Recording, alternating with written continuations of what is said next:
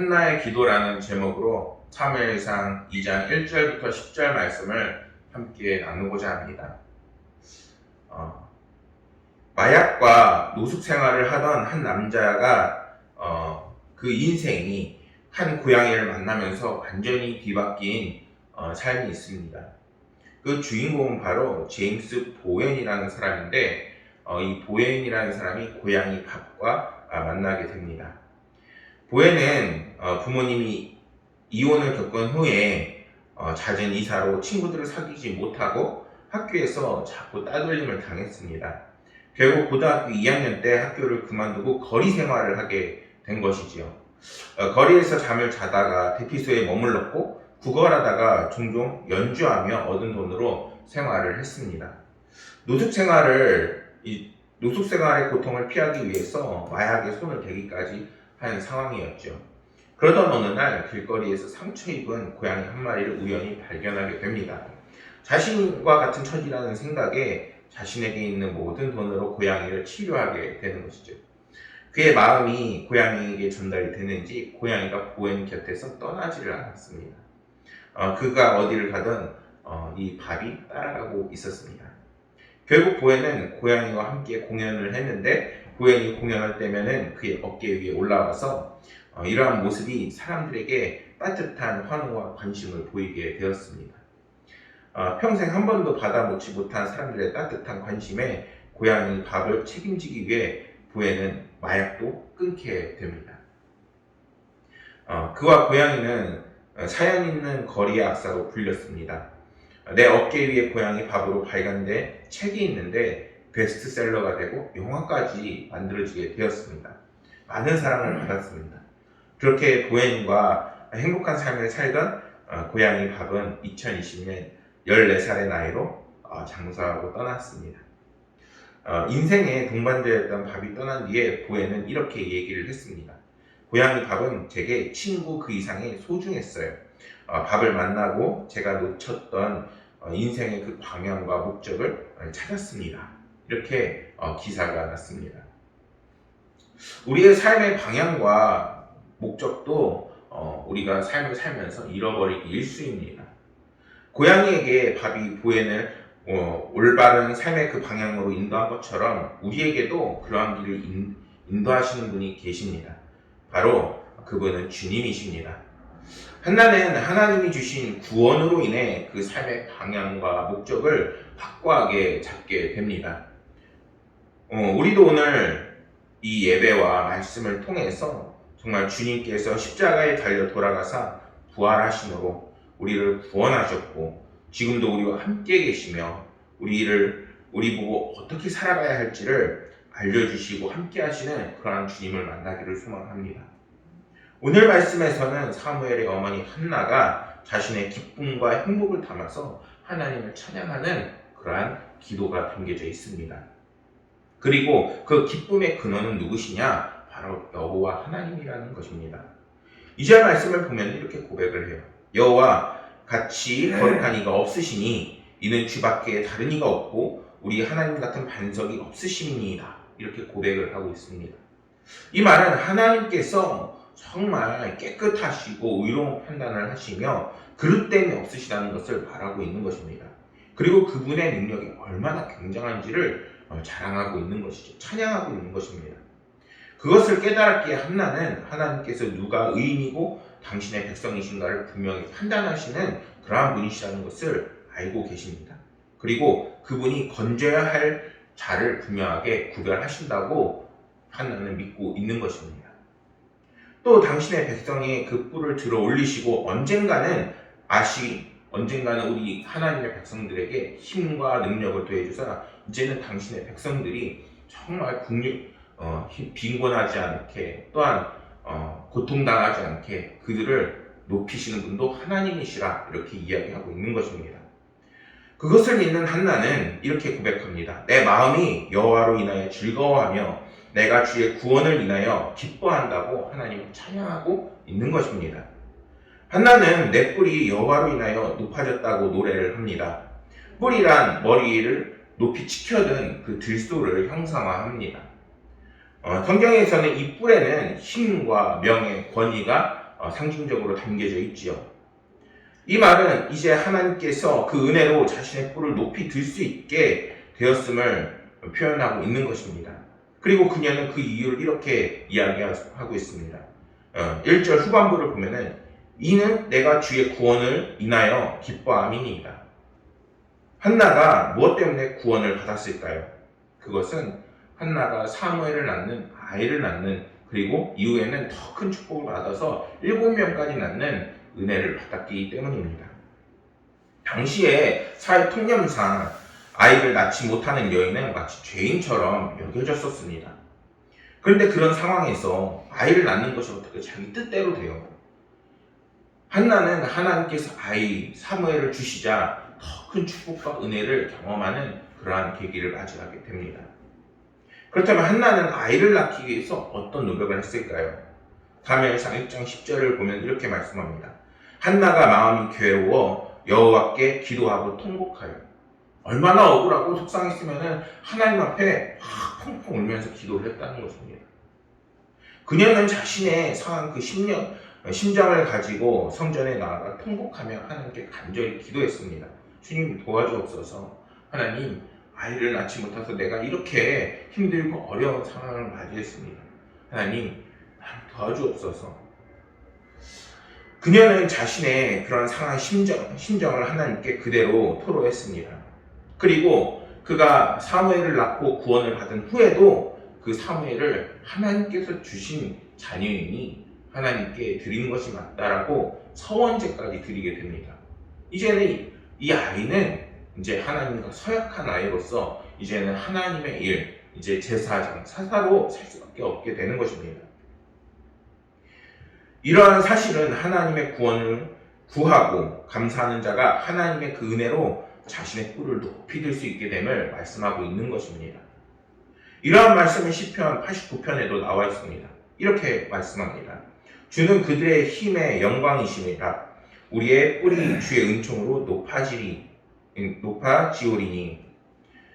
신앙의 선배들도 여호와의 하나님의 그 구원의 은총이 자신을 높인다는 것을 고백하고 있습니다. 그래서 그 구원의 하나님께 구원을 간구하고 구원의 찬양을 돌렸던 것이지요. 그렇다면 오늘날 우리도 한나와 같이 우리의 고개를 바짝 들고 크신 은혜를 받기 위해서는 어떻게 해야 될까요? 이제는 하나님께 그 구원을 간구하고 그 받은 구원에 감사하는 삶을 살아야 하는 것입니다. 한번 생각해 보세요.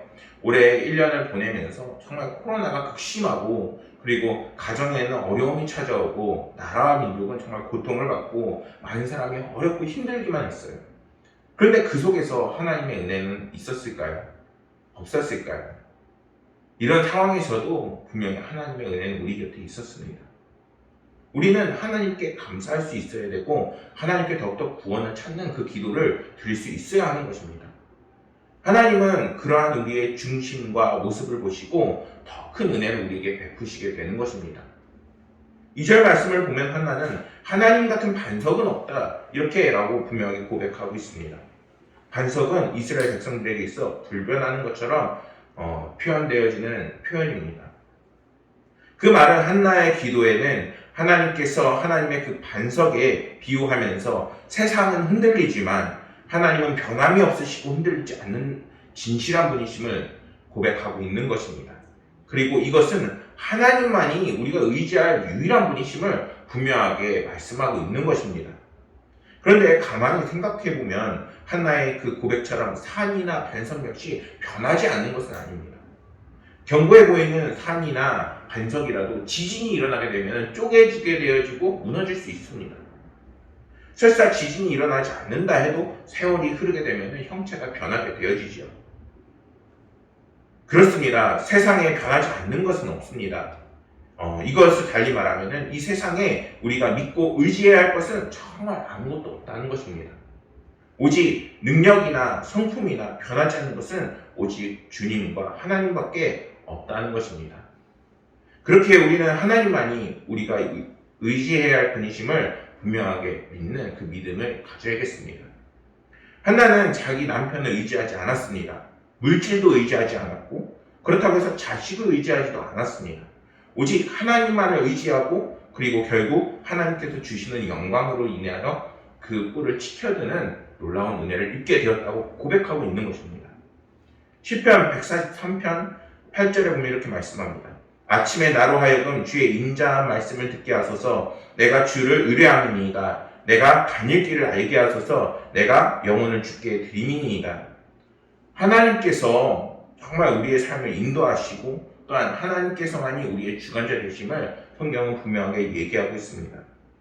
우리의 하루를 시작할 때, 마칠 때, 생을 시작할 때부터 마칠 때까지 우리는 하나님만을 바라볼 수 있는 사람이 되어야 됩니다. 그것이 복을 받는 길이요, 하나님께 크신 은혜가 우리 삶 가운데 들어오는 비결인 것입니다. 그럴 때 하나님께서는 그 믿음을 통해서 우리에게 크신 은혜 베푸십니다. 3절 말씀에서 하나님의 한 속성을 언급합니다. 심히 교만한 말을 다시 하지 말 것이며 오만한 말을 너희의 입에 내지 말지어다. 여호와는 지식의 하나님이시라 행동을 달아보시느니라. 이 말씀은 하나님께서 얼마나 전지전능한 분이심을 나타내는 말씀입니다. 하나님은 우리의 제한된 그 지식과 그리고 우리의 판단으로 생각할 수 있는 분이 아니라 모든 지혜와 지식과 세계를 총괄하고 계시는 분이라는 것을 고백하고 있는 것입니다. 사무엘을 낳기 전 브닌나, 이제 남편의 또 다른 부인인 브닌나가 한나에게 어떤 말을 했는지 혹시 아시나요? 사무엘상 1장 6절과 7절 말씀을 보면 이렇게 이야기합니다. 여호와께서 그에게 임신하지 못하게 하심으로 그의 적수인 브닌나가 그를 심하게 격분하여 괴롭게 하더라. 괴롭게 한대요. 또 이어서 매년 한나가 여호와의 집에 올라갈 때마다 남편이 그같이 함에 브닌나가 그를 격분시키므로 그가 울고 먹지 아니하니. 한나가 얼마나 억울하고 속상하게 만들었는지 그 속을 완전히 뒤집어 놓은 거예요. 그 속상해서 거기만 가면은 브닌나를 만나기만 하면은 막 눈물이 쏟아지는 거예요. 얼마나 억울하고 힘들었을까요? 아마도 브닌나는 모욕적인 언사로 한나를 멸시했을 것입니다. 물론 성경에 대해서 이것에 대해 구체적으로 이야기는 하지 않나요? 그러나 그 모멸감이 아주 극심했음을 알 수 있습니다. 한나는 그러한 상황 속에서 하나님의 구원으로 그 믿음을 회복하고 이제는 하나님께서 자신의 과거와 현재와 미래까지도 이제는 알고 계시고 책임지시고 모든 것을 알고 계시는 지식의 하나님이라 이야기하는 것입니다. 이것은 우리가 생각하는 지식을 쌓고 공부를 많이 한다는 그러한 지식이 아닌 것입니다. 하나님은 모든 세계를 창조하실 만큼 그 지식이 많으시고 전능하시다는 것입니다. 그러한 분이 오늘도 사랑하는 우리 하나님의 백성들을 살펴보시고 그리고 도우시고 함께 하시며 그 억울하고 힘들 때마다 분명하게 알고 계시다는 것입니다. 그런데 사실 우리 인간은 너무나도 어리석기 때문에 하나님께서 우리의 사정을 전혀 모르시고 계시다고 믿고 있을 때가 너무나도 많습니다. 역대상 28장 9절을 보면 이렇게 말씀합니다. 내 아들 솔로몬아, 너는 내 아버지 하나님을 알고 온전한 마음과 기쁜 뜻으로 섬길지어다. 여호와께서는 모든 마음을 감찰하사 모든 의도를 아시나니 내가 만일 그를 찾으면 만날 것이요 만일 내가 그를 버리면 그가 너를 영원히 버리시리라. 이렇게 말씀합니다. 여호와 하나님께서는 모든 만물의 그 마음을 감찰하시고 모든 의도를 아신다고 분명하게 이야기합니다. 또한 다니엘 2장 22절에는 이렇게 말씀합니다. 그는 깊고 은밀한 일을 나타내시고 어두운 데 있는 것을 아시며 또 그 빛이 그와 함께 있도다. 한마디로 하나님은 전지하시고 그와 함께 있을 때 우리가 그 빛으로 나아갈 수 있다는 것입니다. 그가 우리를 빛 가운데로 인도하시고 우리를 들어 높이시는 분이심을 우리는 잊지 않아야 되겠습니다. 우리는 그것을 까먹고 잊어버리고 그 믿음을 저버리기 때문에 하나님께서 오늘도 과연 나와 함께 하시는지를 의심하게 되는 것입니다. 그 믿음이 부족하기에 우리는 언제나 하나님께서 나와 함께 하심을 의심하게 되는 것입니다. 인간의 지식은 감각, 이성, 그리고 신앙이 함께 작용할 때 온전해질 수 있다고 합니다. 만일 이 중에 하나라도 부족하게 되면 그 지식은 오히려 투성이에 무용한 것이 되어버립니다. 우리의 믿음이 부족할 때에는 하나님께 아주 작은 것조차 오해하게 되어버리게 되는 것입니다.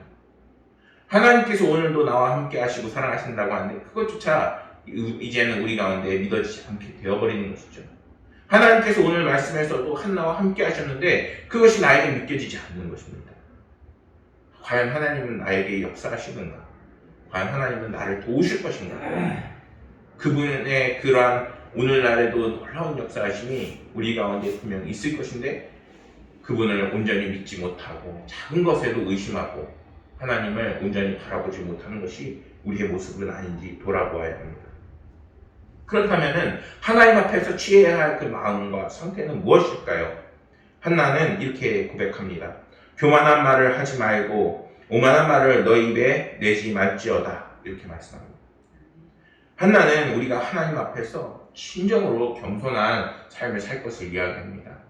하나님 앞에서 너희가 고개를 빳빳이 드는 것이 아니라 그분이 우리의 고개를 들게 하실 것이니 너희들은 하나님 앞에서 오만하지 말고 교만하지 말고 하나님께서 나를 도우실 것을 믿으며 구하라는 것입니다. 그것은 하나님은 죽이시기도 하고 살리시기도 하신 분이라면서 계속 고백을 합니다. 물론 죽인다는 것은 단순히 몸만을 죽인다는 것이 아니에요. 그분은 영혼까지도 죽일 수 있고 또한 모든 것을 죽음에까지 이르게 할 수 있는 전지전능한 하나님이십니다. 그리고 살린다는 것은 그분이 우리에게 슬픔으로부터 이제는 우리를 구원하시는 것까지 우리의 생명을 살리실 뿐만 아니라 우리의 모든 억울하고 속상하고 또한 받았던 창피까지도 다 덮어주시면서 회복시키시는 놀라운 구원이 우리 가운데 하나님께서는 주신다는 것입니다. 이들은 근본적인 영혼의 생과 사를 주관하신 분이 한나는 알고 있었다는 것입니다. 그렇게 마태복음 10장 28절 말씀에서는 주님은 이렇게 말씀하십니다. 몸은 죽어도 영혼은 능히 죽이지 못하는 자들을 두려워하지 말고 오직 몸과 영혼을 능히 지옥에 멸하실 수 있는 이를 두려워하라. 생과 사를 주관하시는 하나님께서 오늘날에도 우리와 함께 하시며 놀라우신 크신 은혜를 우리 가운데 베푸실 것을 분명하게 말씀합니다. 그러한 하나님을 경외하고 또한 겸손히 섬기는 삶이 우리 가운데 크신 은혜가 찾아오는 비결이자 하나님의 은혜인 것입니다. 아프리카의 차드에서 한국에 유학하러 온 조엘 목사님이 있었습니다. 그의 이 간증을 들어보니까 이렇더라고요. 그가 유학 6년 반 만에 박사학위를 취득하고 돌아가 사역을 하고 있습니다. 근데 한국에서 그 공부를 함에 있어서 언어의 문제도 있고 기후의 문제도 있고 음식의 문제도 있고 뭐 여러 가지 문제가 있었습니다.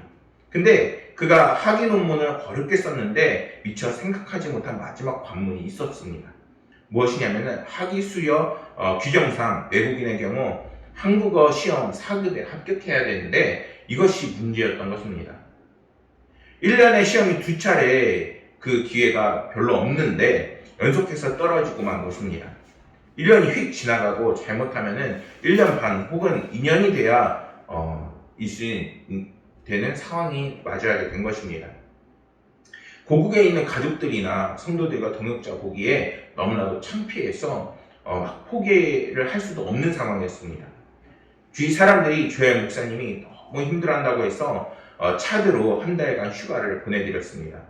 처음엔 좋았는데 돌아오는 그 시간부터 부담감이 엄청나게 됐다고 합니다.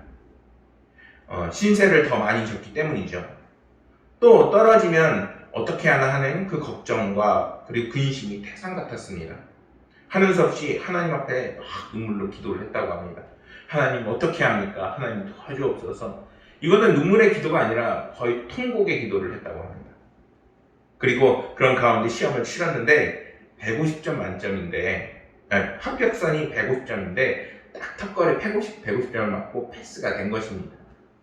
근데 너무 기뻐서 막 뛰면서 박사학위를 받고 돌아가 지금은 안바타 신학교의 학장으로 사역을 하고 있다는 이야기를 들었습니다.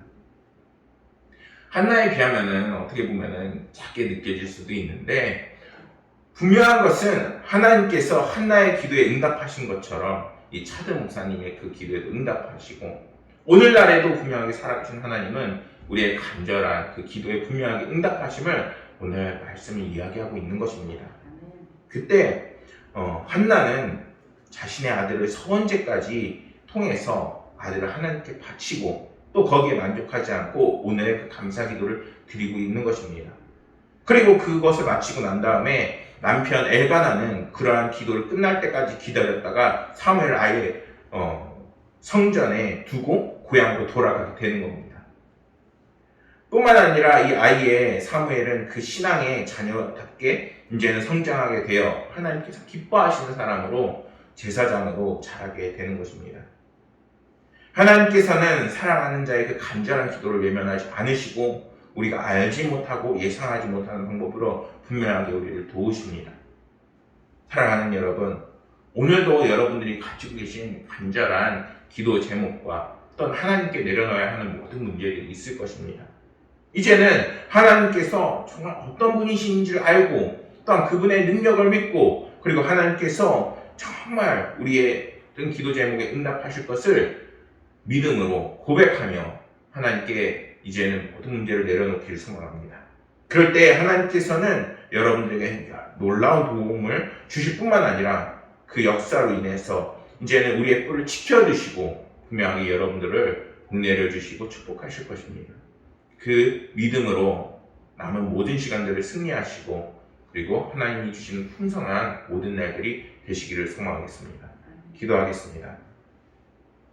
하나님 아버지, 오늘은 사무엘상 2장에 있는 한나의 기도를 통해서 정말 하나님께서 한나의 기도에 어떻게 응답하셨는지 또한 그리고 한나가 얼마나 감사하고 정말 그 은혜를 받아서 하나님께 어떻게 기도를 올리고 있는지를 나누어 보았습니다. 아버지 하나님께서 우리 하나님의 백성들 늘 크신 은혜와 위로와 또한 회복이 있게 하사 정말 하나님께 내려놓는 모든 기도 제목들에 아버지 하나님 응답하셔서 정말 오늘날 힘들고 어려운 세상 속에서도 주님을 믿음으로 주님이 우리의 병영 되심으로 당당하게 힘있게 살아나갈 수 있도록 도와주시옵소서. 우리는 너무나도 연약합니다. 그러나 하나님께서는 강하시고 우리를 세우시오니 아버지 하나님께서 하나님의 백성들을 돌보시고 함께 하실 것을 믿으며 모든 말씀 우리 구주 예수 그리스도 이름으로 기도드렸습니다.